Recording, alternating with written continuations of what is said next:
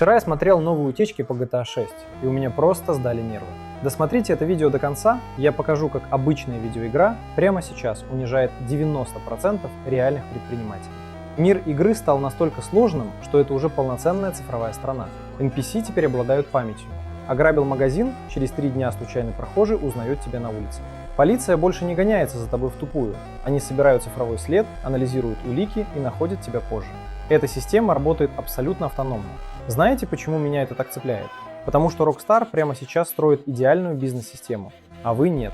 Пока вы пытаетесь контролировать каждую сделку своими руками и лично тушите пожары, лидеры создают алгоритмы, которые генерируют кэш без их участия. Хватит быть NPC, который каждый день бегает по одному и тому же кругу в своем собственном бизнесе. Пора переходить на алгоритмы. Пишите слово «протокол» в комментариях, я пришлю вам нейропротокол продаж. Пошаговую таблицу, которая заставит вашу систему работать автономно. Просто делайте. Работаем.